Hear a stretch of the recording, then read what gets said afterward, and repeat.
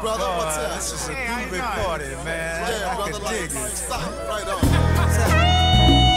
Every song on What's Going On has a place in this world, which means that when we listen to What's Going On, we don't have to transport ourselves back to 1971. It's a living album that speaks to the very place in which we find ourselves in 2021. I think it's one of the most important albums to be produced from that respect, from the point of social commentary, from the point of social justice, and sonically as well, a very, very important album. He allowed himself to say exactly what he wanted to say. What he did with this was selfless and selfish at the same time, which is really, really interesting. And I hope that makes sense. It is selfless in that he allowed himself to say exactly what he was thinking. And selfish in that he was like, listen, I'm not concerned about whether you want to dance on, track 4. I am going to make it be exactly what it is. I'm going to allow this movement to be what it is. On June 1st, 1970, Marvin Gaye would walk into Studio A, also known as the Snake Pit at the Motown Studios in Detroit, Michigan, to record the first song for his 11th studio album. Armed with a few hand-picked members of the Motown's in-house band, a song written by Ronaldo Obi Benson of the Four Tops, and a newfound sense of purpose, he would self-produce the first single for his new musical offering. From the moment the song begins, we hear the distinct and soulful chatter of his friends, some who were members of the Detroit Lions, the wailing sax of Eli Fontaine, and the driving but laid-back groove of the Funk Brothers. This song would signal a new path for Marvin Gaye's career and also a huge departure from his early works in the 1960s. Utilizing new recording techniques and technologies, not only would the song revolutionize popular music, but change it forever, and also serve as the guiding light for the entire project. The recording would become a clarion call for his and subsequent generations, not only making a bold socially conscious statement, but also asking the perennial question, what's going on? This is Only Love Can Conquer Hate, a commemoration of the 50th anniversary of Marvin Gaye's What's Going On. I'm Jamal Ahmad, and I'll be joined by Dr. Fredara Hadley, ethnomusicologist at the Julliard School, UK radio presenter Tony Minvielle, writer A. Scott Galloway, and modern soul singers and songwriters Avery Sunshine, Anthony David, and Donnie. Marvin Gaye's What's Going On would defy all odds and become the preeminent album in his pantheon of classics, seen by many as one of the, if not the greatest album of the 20th century and beyond. Its roots can be traced directly to his past. But to fully understand what's going on, one must go back, way back.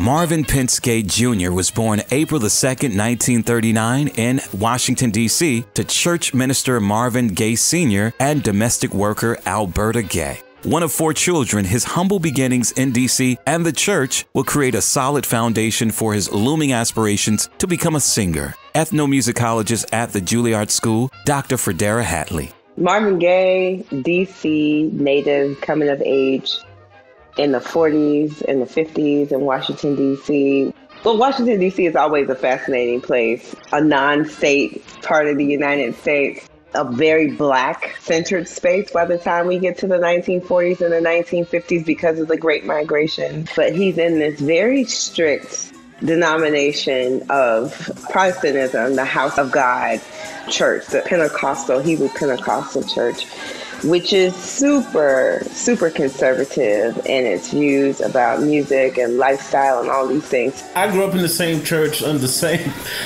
singing under the same people.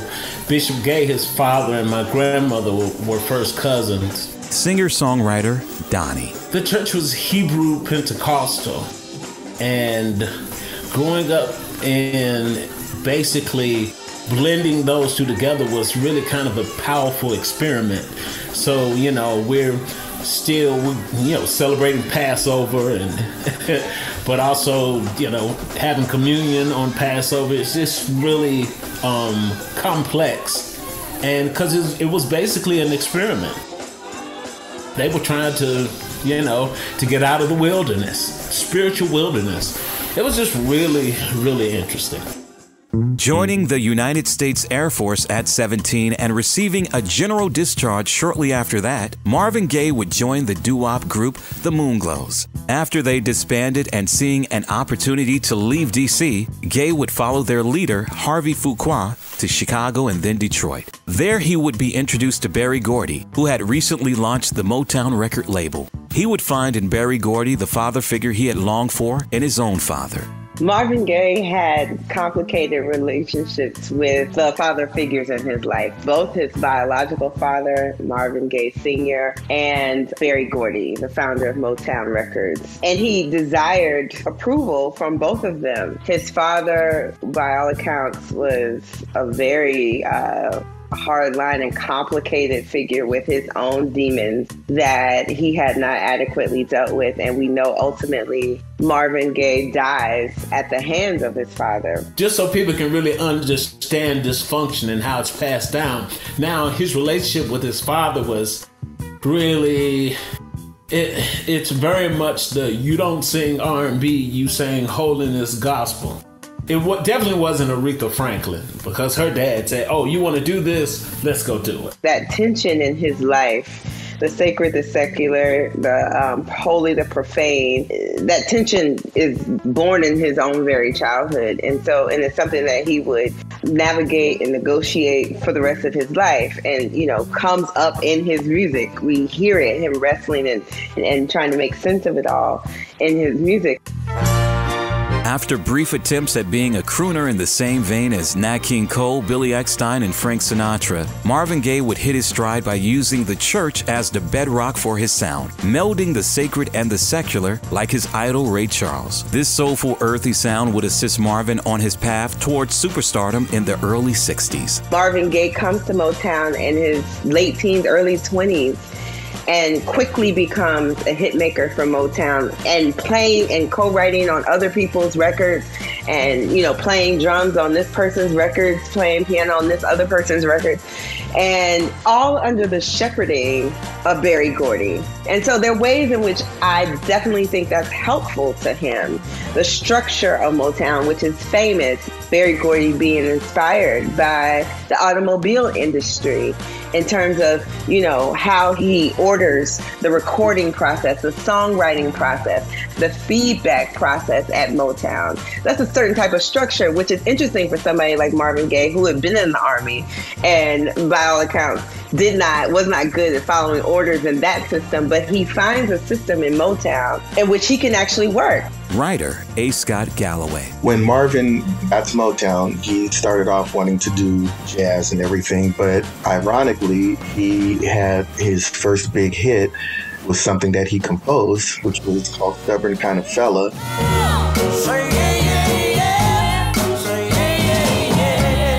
The story basically is that song being so autobiographical and so telling of the way that he was kind of a rebel, and he wanted to do things in his own way. UK radio presenter Tony Minvielle. Marvin's early years at Motown, he was the pretty boy, wasn't he? He really was the young man that all the ladies loved. He was the young man with a beautiful voice, and he was definitely that star machine. For Berry, music was a commodity, and Marvin was the A-grade product without a shadow of a doubt.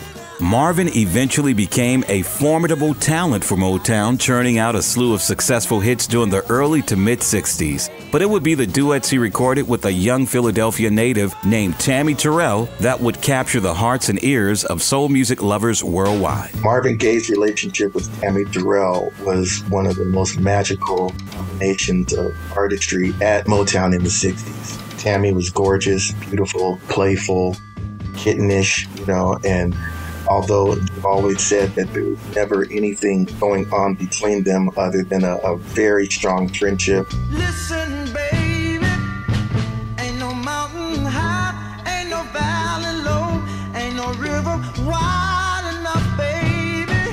If you need me, call me, no matter where you are, no matter how far. Don't worry, baby. It was just magical, and vocally, the way they felt about each other as friends and the way that they could be with each other as people in life just really came to life on those records. That collaboration was a profound one. It was hard for me to imagine how they weren't in love romantically because those records just sound so incredible. Their voices, their energy sound so incredible together in a way that doesn't translate the same in like his duet with Diana Ross. Although Diana Ross is incredible, it's not the same energy. He just really loved the way that she made him feel. She brought something very special out of him. So they recorded all this wonderful material, and I think they did a few television appearances, and very rare to hear or see much of anything other than the recorded stuff, which is a real tragedy because, in 1967 when they were on stage performing and she collapsed in his arms, it was the worst thing that could have happened to him because she was one of the few people that made him enjoy performing. Tammy Terrell's effect on Marvin Gaye, I believe, and it's crazy that I say this, but in his mind, his inner mind, Lord, is this your punishment to me? I've taken this woman from me that I just loved and had such magic with. I wonder sometimes, was that in his mind? Because that's usually, especially from people who are raised so religiously.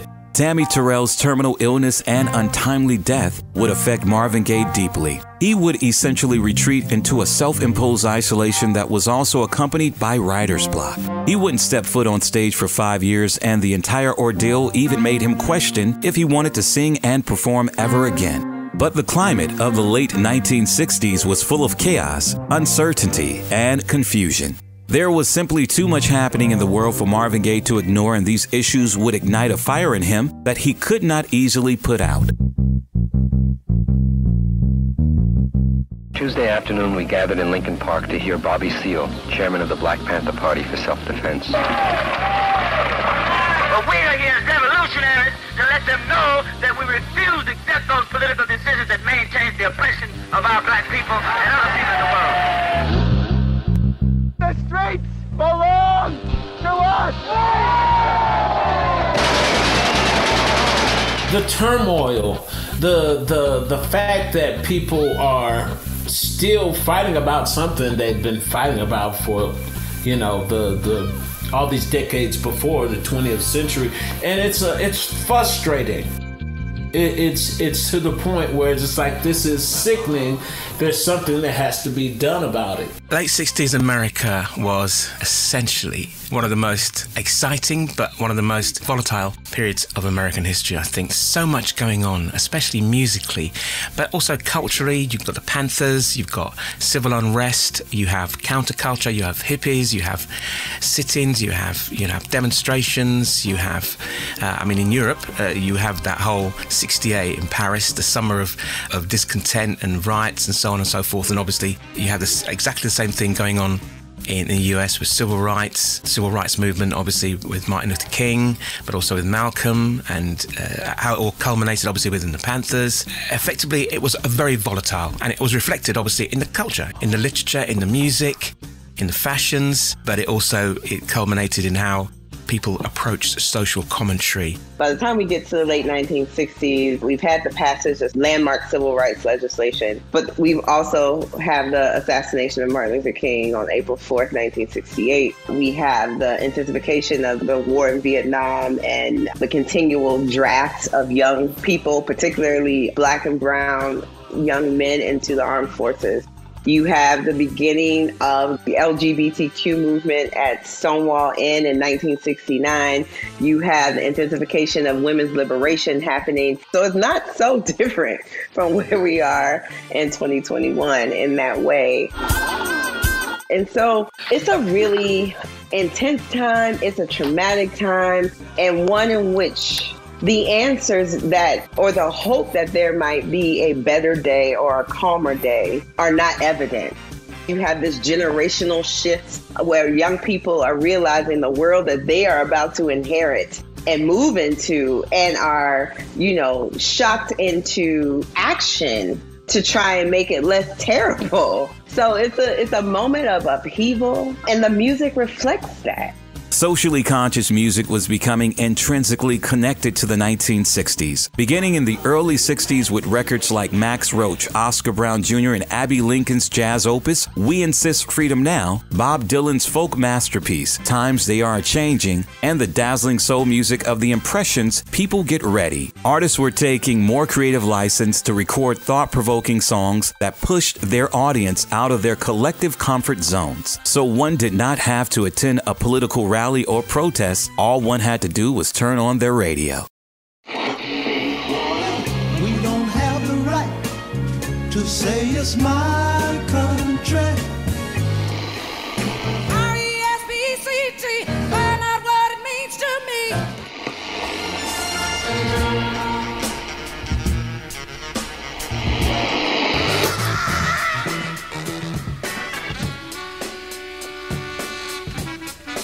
By the time we get to the 1970s, LPs, long playing records, are now becoming far more standard, which means that you can put more music together. And the 1970s is known as like the era of concept albums, but that's tied to both the advances in record pressing technology and in radio technology. You have FM radio, and you have stations now who are playing entire albums. They will play the whole album, right? And so not only do you have a means to sell longer musical statements, you also have a means to have them heard. It's a combination of those two things.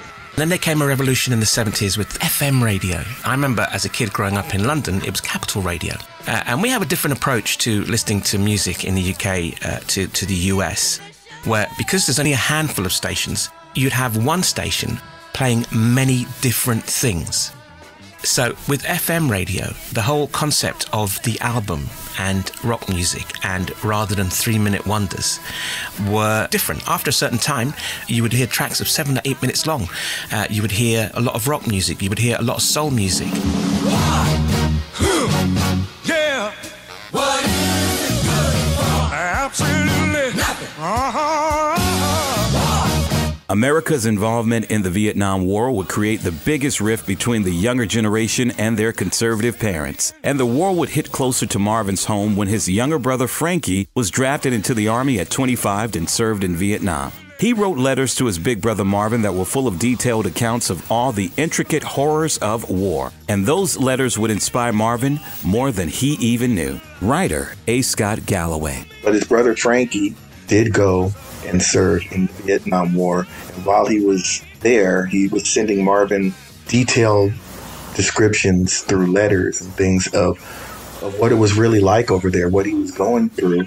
And so Marvin definitely used his brother as the lead character that moves through the record. Singer-songwriter Anthony David. His brother Frankie was in the military, and he used him as the inspiration for what's going on. My dad I was in the military myself, and I went to Desert Storm, but my dad went to Vietnam, I think twice, and Korea as well.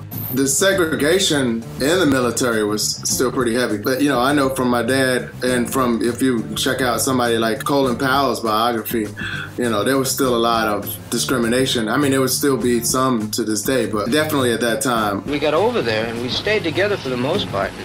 When we're back in the States, the whites still had their prejudices. Like in the barracks at night, like one end of the room would be the blacks, the other end of the room would be the Southerners, and us Northerners would be wandering around in the middle trying to figure out where to go. They come back to the States, and like John said, it's a lot different. Like we come back and we're heroes, But a black guy comes back and he's got the same medal as we do, but it's just, hey boy, what do you want, Why don't you get back where you belong in the ghettos, And a lot of whites have come hip to the fact that it's wrong. It's ironic in a way that the establishment should build a solidarity which is going to pull them down, but yet they're really doing it, whether they realize it or not. Yeah, so you got people like his brother maybe going to the war, going through whatever it was there, and then coming back and not feeling appreciated. And then whatever, it's very traumatic, especially that war. That was very traumatic. I don't know what my father did, in that war. I don't know I don't know the details, you know what I'm saying? It was an actual, and he was in infantry. So I don't know where Marvin's brother served, but I mean, that conflict, especially for that time, they didn't have the tech that we have now to where you kind of can be disconnected. So I'm sure there's some PTSD going on, or just a really interesting story that Marvin's looking at, and he's probably seeing all of that, like the trauma that maybe his brother's going through from having experienced it, and also the climate in America with the protests to the same thing. Muhammad Ali was out, he didn't go, so that kind of stuff. With the inspiration of his brother Frankie's journey in Vietnam, the whirlwind of issues surrounding America, and the musical innovations happening in pop music, Marvin Gaye can now draw from the pool of motivation to help him create new music. Ronaldo Obi Benson of the Four Tops presented him with the song What's Going On, and it immediately grabbed Marvin's attention. But it would be Motown head Berry Gordy who would be the staunchest opponent of What's Going On. He thought a protest record would ruin Marvin's career and even disliked the scatting in What's Going On. From the look of things, it seemed like the song would never see the light of day. Dr. Fredara Hadley. By the time we get to the 1970s, Marvin Gaye has had enough life experience, has had enough commercial success that he can actually stand up to his industry father, if you will, in a Berry Gordy, and push back and assert room for himself and advocate for his own music in a way that I think is invaluable to him, and obviously invaluable to us because of what we get from what Marvin Gaye creates. Him hearing these people not be afraid, like I said, gave him the gall to stand up against Berry Gordy and say, I'm doing this. It's fearlessness, and the fact that you can entertain somebody and speak to them about social issues at the same time. Thanks to the tenacity of Harry Balk, an executive in the creative department at Motown, and Marvin Gaye refusing to record another note for Motown, the song would finally be released. Balk went behind Berry Gordy's back and had the sales department press up 100,000 copies of the single. The song was sent to radio stations across America on January the 17th, 1971, and the public went crazy over it. The single sold out, prompting Motown to press an additional 100,000 copies, which sold out as well. The song would become Motown's fastest-selling single, selling over 2 million copies. Berry Gordy finally relented and gave Marvin the go-ahead to record a full album. The rest of What's Going On would be recorded in 10 days from March 1st to the 10th of 1971, and Marvin Gaye would use many new recording innovations on this record, one of them being the technique of multi-tracking his vocals. Singer-songwriter Donnie. Multi-tracking technology for Marvin Gaye, of course, made him big in the music industry. I've seen clips from the 50s on night shows, but it wasn't being used definitely in recording. So being able to be a one-man doo-wop group was definitely something that needs to be noticed. But as time moved on and on, you know, Stevie Wonder started doing it, and more people started doing that. UK radio presenter Tony Minvielle. The album itself, What's Going On, extremely important album sonically, because the incredibly innovative techniques that were used to produce it. I think I heard there was a bit of a mistake in when he was doing What's Going On. It was multi-tracked, as most things usually are, but it was done in such an innovative way. The engineer misheard, and he thought it was going to be 2 lead vocals. So you have to imagine that, you know, the engineer himself, he misheard what Marvin had said, and he basically put the vocals in twice. And obviously Marvin heard that. That's a great sound. And then he took it a little bit further and started to overlay himself. So basically he was overlapping with his vocals. If you ever just hear the isolated like vocal tracks and how he layers them and stacks them, he's a choir all by himself, right? And I take that back to his experience in singing doo-wop and really understanding how to do that, and being at Motown all those years and around incredible groups like the Four Tops and the Temptations, and having all of that in his ear and in his wheelhouse. You know we've got to find a way to bring some love in here today. But you have to remember everything else that's going on from a rock perspective in the background around that period. You have the Byrds, you have Cream, you have Hendrix, you have Sly Stone, you have Van Morrison, you have Bob Dylan, you have the Beatles and their psychedelic period. All these things are unconscious influences in how probably this album was made. But Marvin took it a lot he just took it to that nth degree, and he just injected so much soul into it.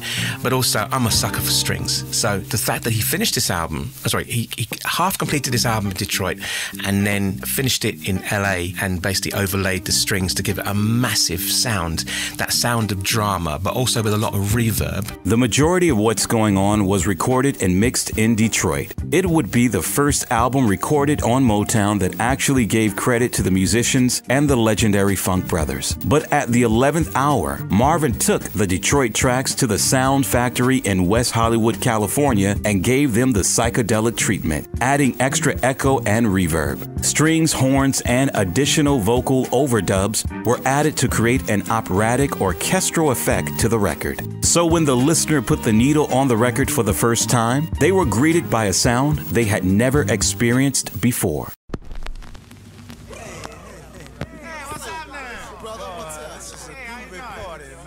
When I listen to the song, I love that the song starts with people talking and you hear somebody saying, "Hey, what's happening?" And that just sets the stage both for what I think he's trying to create aesthetically, but also directly puts it in dialogue with like Black community.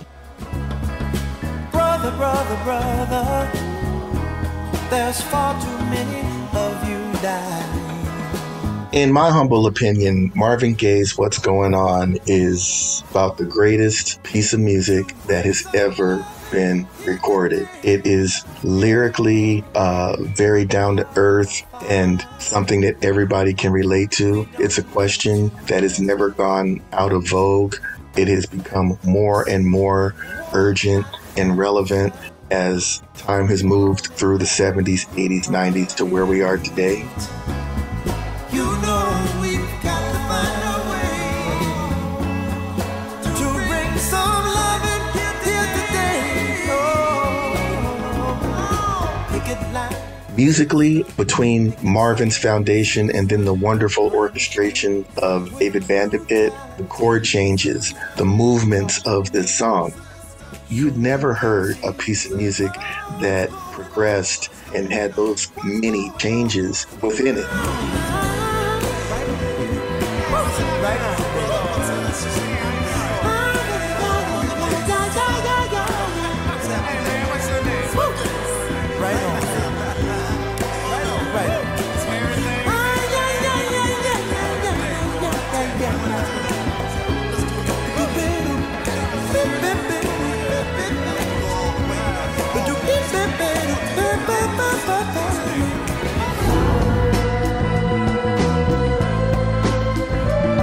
So, What's Going On as an album has so many great high points, but one of my favourite high points is What's Happening, Brother. And then that was a culmination of a conversation through letters between Marvin and his brother Frankie, who was obviously in Vietnam at the time. Hey baby, what you no good? I'm just getting back, but you knew I would. Marvin's inspiration from his brothers Frankie was the song, or made the song, What's Happening, Brother. He's asking him, are you still getting down with a ball club, win the pennant? Are they still getting down where we used to go and dance? Will our ball club win the pennant? Do you think they had a chance? And tell me. It was really a conversation with him. Instead of him talking about his brother coming home, he was talking to his brother, which is very creative. What's the deal, man? What's happening? What's happening, brother? What's happening? What's happening, brother? What's happening, my man? If we look at What's Happening, Brother, there's a line in there, war is hell, when will it end? Well, for a lot of black soldiers, obviously at the time, it was hell, as you can imagine. And they came back home. And that's why Flying High in the Friendly Sky is quite a great way to move that narrative on. Because flying high, obviously, is a euphemism for being high on drugs, etc. Flying high in the friendly sky. Flying high. Without ever leaving ground.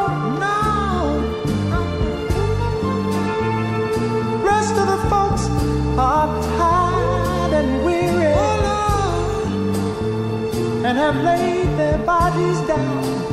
Yeah, yeah, oh yeah. Songs like Flying High in the Friendly Sky definitely speak to soldiers coming back home and dealing with social issues, not being able to find jobs, dealing with PTSD, not being able to handle it. Their minds were going out of their minds. And if we really get down to the issues in America, it can make you go out of your mind.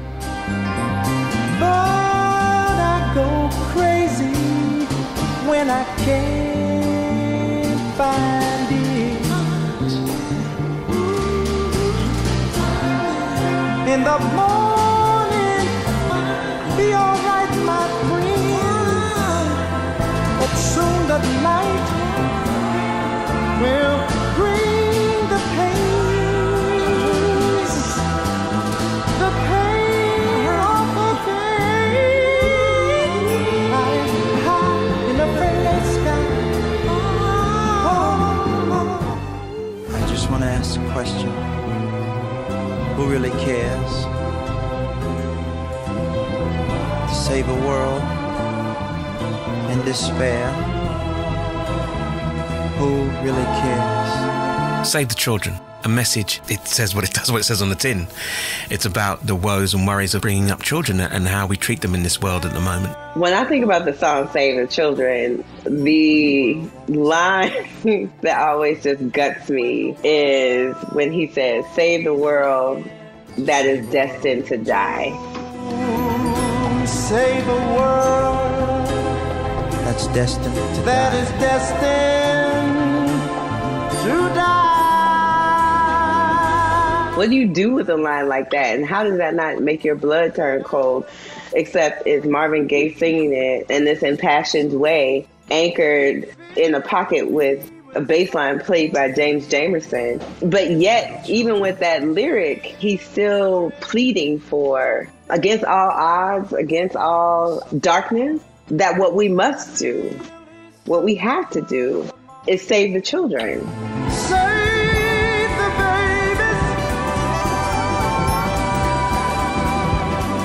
Save the babies. And if you want to love, you got love. Save the babies. Oh, the little feeling you got feeling. You will save the babies. All of the children. Singer-songwriter Avery Sunshine. The song God is Love, Marvin Gaye's God is Love, the same person who sang Sexual Healing, right? After the dance. Oh, don't go and talk about my father. Talk about my father. God is my friend. I don't know why it's so hard. God bless our people. Why it's so hard for the folks, I should say it that way, to accept an R&B singer who sings about love and whatever else, maybe drugs and alcohol, whatever it is, to speak about God as well. There is no line of demarcation when God is in the mix. And I think that scared a lot of people because you have to choose, right? You can't serve two masters, and it's like, but isn't that what makes me exactly who? Doesn't it take the daytime and the nighttime to make the 24 hours? Oh, yes, oh, yeah. Is we give each other love. Oh, yeah. Love your mother. She bore you. Love your father. Work for you. Love your sister. It's good to love your brother. Love your brother. Don't go and talk about my father. It's good to us. God is my friend. Jesus is my friend. And when we call on him for mercy, Father, he'll be merciful, my friend. Oh, yes, he will. All he asks of us. All the tracks kind of run into each other, and it's like a flight of steps. You're at the bottom and you're climbing, but it's a little bit of a strange flight of steps because you go all the way up into God is Love and Mercy, Mercy Me. Whoa, oh, mercy, mercy me. All things ain't what they used to be now. It's just a vibe. It's just a complete vibe of where we actually need to be as a human race. And then we move into Mercy, Mercy Me. Like I said before, it's like you're actually ascending stairs. You get right to the top, and there it is, Mercy, Mercy Me. And you just reach that groove, and it just draws you in so much. And it's such an uplifting song. And it just starts with that, whoa, you know, Mercy, Mercy. I'm not even trying to sing. Mercy, Mercy Me. It makes your heart feel really big, I think, when you listen to it. It does for me anyway, personally. But of course, the subject itself, obviously, is about the environment. And that's always an important thing. Who was talking about fish full of mercury? But when you think about the process of writing, you're thinking about what sings well. Right? I don't feel like he stopped and said, what sings well? He said, what do I want to say? What do people need to hear from me? And maybe not even what do people need to hear from me. More importantly, what do I want to say? What's going to make me better right now? What do I need? Mercy, Mercy Me. That was a very sad song. Yeah, hip as far as the beat and the music. You know, but it was definitely not something that says we gotta find a way. It was just like, look at what this is. Oh, look at this. That was a problem song. Even though I love the song, because it is socially conscious and it has a hip sound. All things and what they used to be. What about this overcrowded land? How much more will you from me? Can't you stand?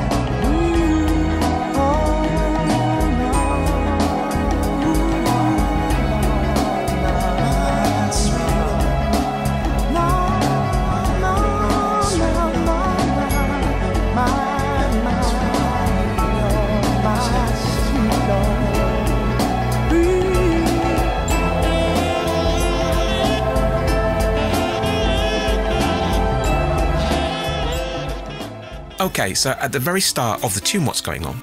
It starts with, right on, brother. You hear that? And that's a phrase that obviously was new at the time. It was a slang phrase that was just new at the time. And of course, he expanded on that with Right On as a tune. Now, it's one of those unusual tunes. It fits in, but it doesn't fit in. It was a very slowed down Latin soul tune. Lots of percussive instruments. It's got that rick sound, that rick. And you hear that a lot in Curtis Mayfield's music as well, strangely enough. But it's a real Latin soul feel to that whole track. And it just goes into this groove that you listen to it properly. And I'm a massive fan of Latin soul. You know, you did Buenos Ni Caliente labels and so on and so forth. And to hear that and Vaya and so on and so forth, and Bobby Matos and Ray Barretto, and there's so many influences in there. That's why I think it's a very special tune, and I think it's one of those tunes that people kind of pass over when they're listening to this. They don't pay it enough attention, but I think they should actually listen to it properly and really get into it and just immerse themselves in it, and you'll see what a mighty tune this actually is. Some of us were born for races to win. Some of us are aware that it's good for us to care. Some of us feel the icy wind, poverty blowing in the air. For those of us who simply like to socialize, for those of us who tend to sick unheed the people's cry, let me say to you, right on, feel, yeah,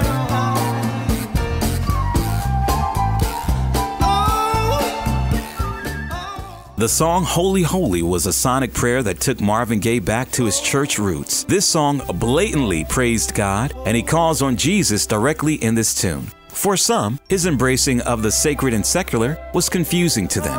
Singer-songwriter Avery Sunshine. To be a liberator and not feel liberated. How about that part of God?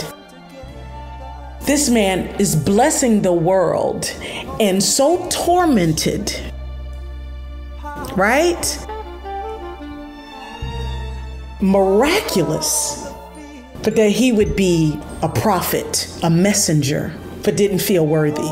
I think he probably would have been gone long before his transition had he not been able to call on God in his songs, in his music, in his life.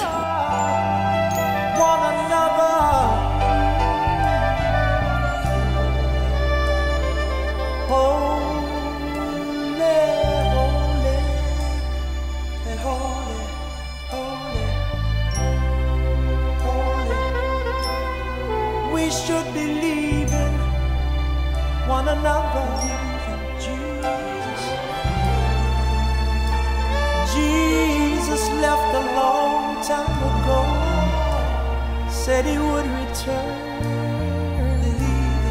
He left us a book to believe in it we've got a lot to learn.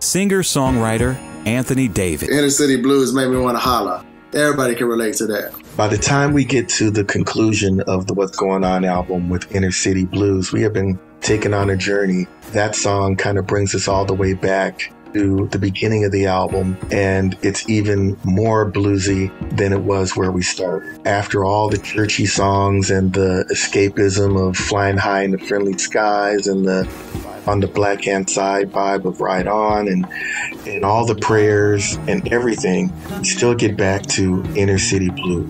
Make me want to holler. Make me want to holler, throw up both my hands. Yeah, and make me want to holler and throw up both my hands.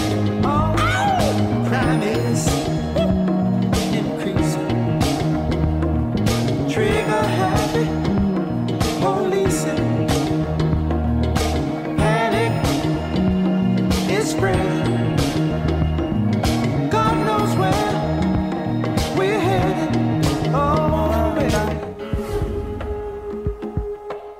So listening back to Marvin Gaye's What's Going On, from the optimism and the introspection of the title track, which is the first song, all the way to the very last song, Inner City Blues, where we have that conga tapping out that cadence and the saxophone and the way it fades. I think that was Marvin's subliminal musical message that as hard as we fight and as optimistic as we are, there's always going to be a struggle. The struggle will always be there. Don't think that was something that he wanted to voice lyrically, but I think the music hinted that we are always going to be in this struggle, that that fight is a fight that will always be worth fighting.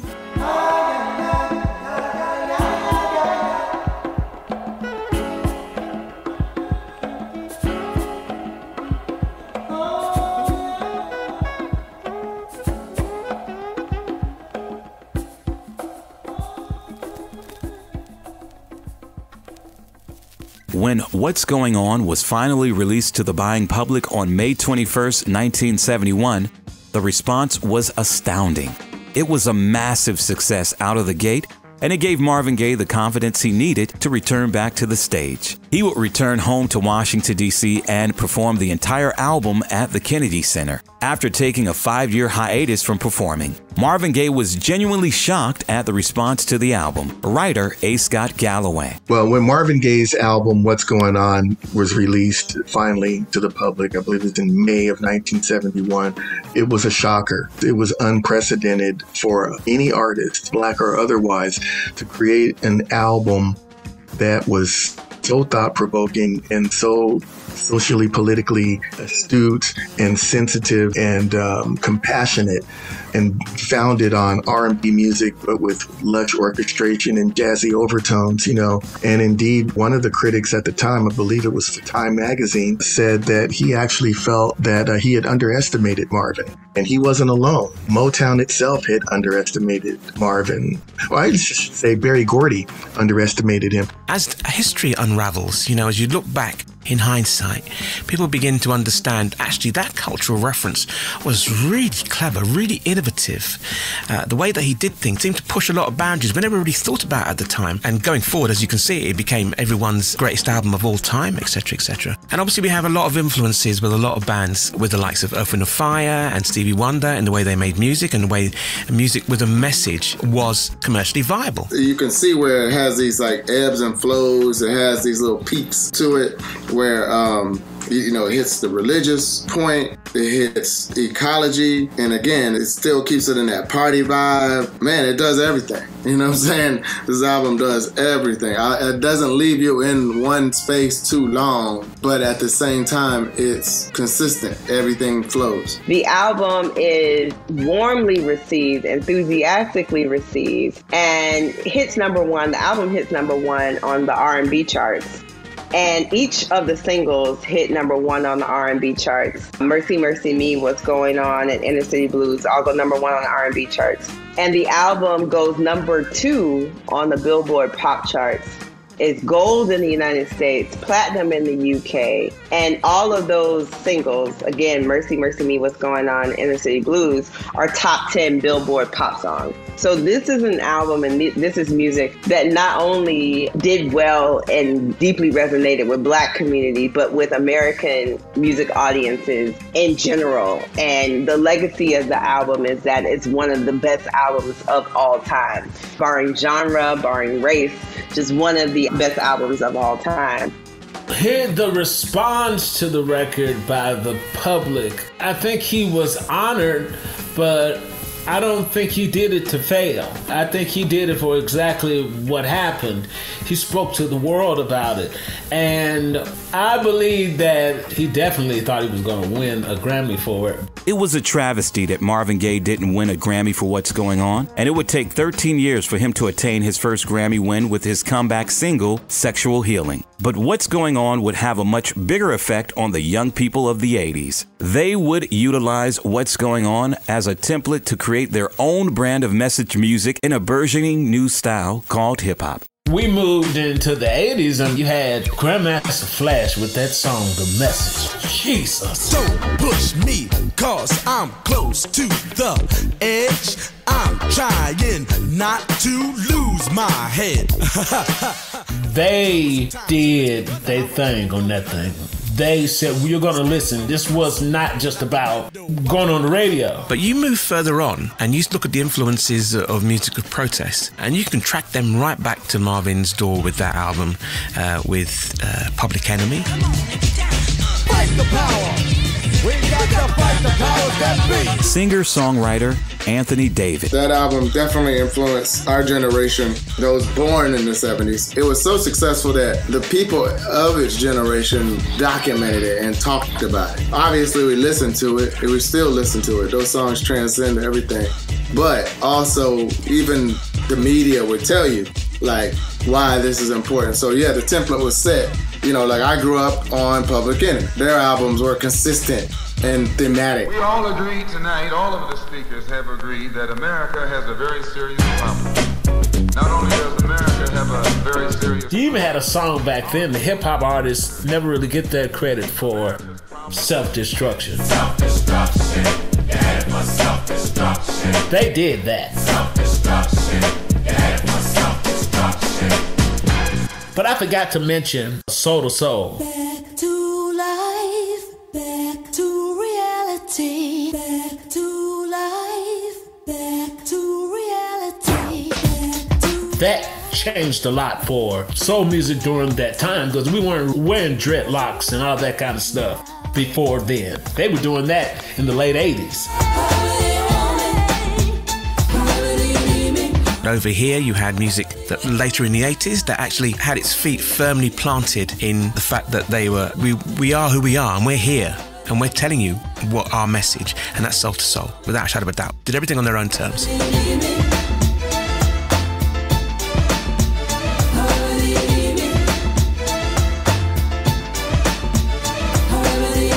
So when I think about how Black artists then redefined R&B for themselves in the early 1990s, late 1980s into the 1990s, to make it contemporary for themselves, that remaking, both musically and even as they were bringing forward songs from the 1970s, and also using their R&B songs to articulate the complexities of dating and loving in the 1990s. That's the kind of redefinition that Marvin Gaye perfected on an album like What's Going On. All of that. He's not the only one to do it, but he gives us an exceptional example of how to do it that helps set the table for what Gen Xers would do musically in the 1980s and the 1990s. And then when you get to the 21st century, to have an album like To Pimp a Butterfly by Kendrick Lamar. We gon' be alright. We gon' be alright. Which is, again, this deeply conceptual project that is touching on what's happening in the world and also what's happening with him, all of that. And it's as musically innovative as it is lyrically innovative. I can see the evil, I can tell it, I know it's illegal. I don't think about it, I deposit every other zero. Thinking of my partner, put the candy painting on a Rico, digging in my pocket, in a profit big enough to feed you. All of that is in the lineage of what Marvin Gaye creates with the album What's Going On 50 years ago in 1971. The ripple effects of Marvin Gaye's What's Going On are still being felt and seen in the 21st century. Although the album would address themes of race, injustice, and poverty in 1971, the world is still dealing with these same issues and many more in 2021. More than 35% of gun deaths in the United States are gun homicides, meaning that close to 33 people are murdered with a gun every day.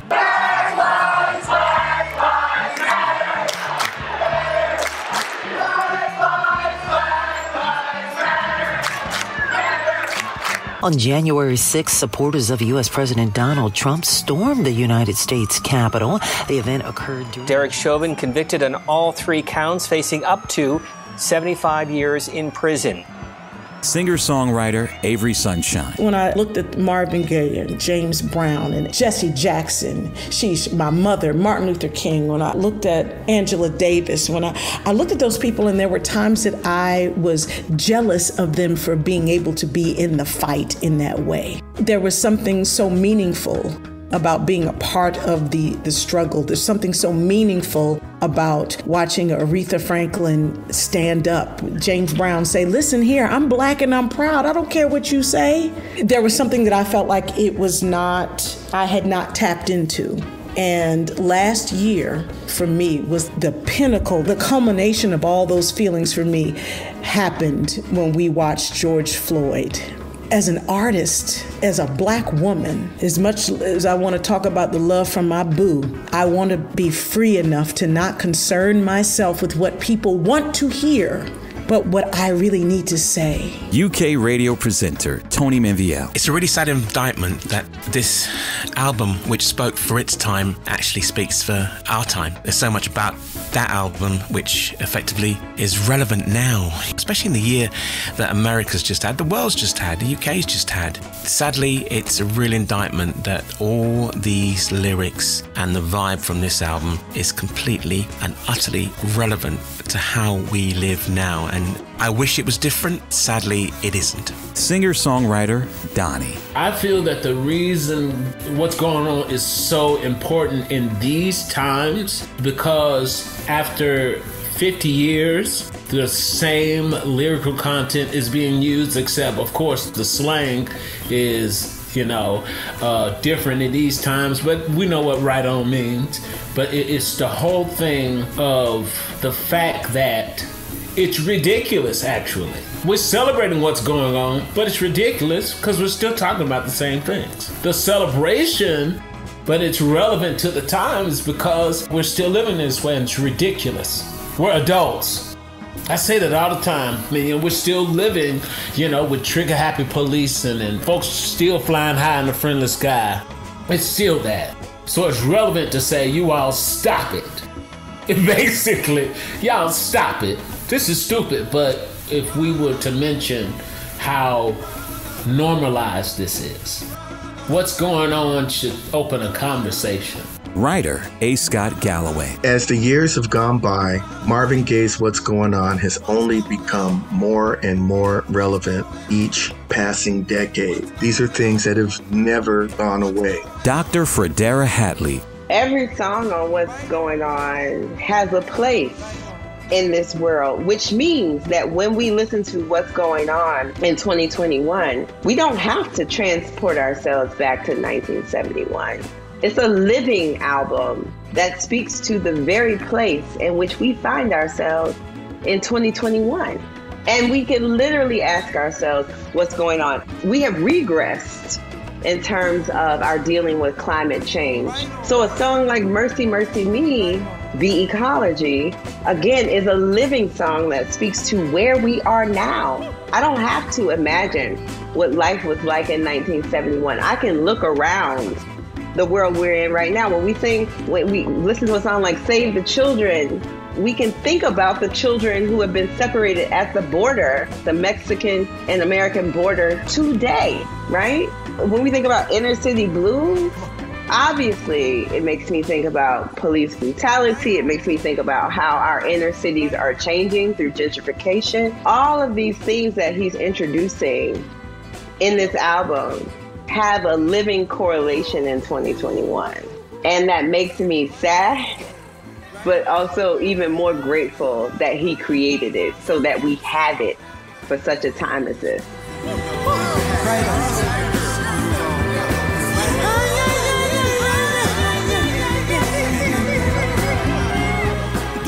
Audio clips provided by Public Domain Footage, Footage Forum, C-SPAN, Fonda Smith, and Alex Fontera. Only Love Can Conquer Hate, a commemoration of the 50th anniversary of Marvin Gaye's What's Going On.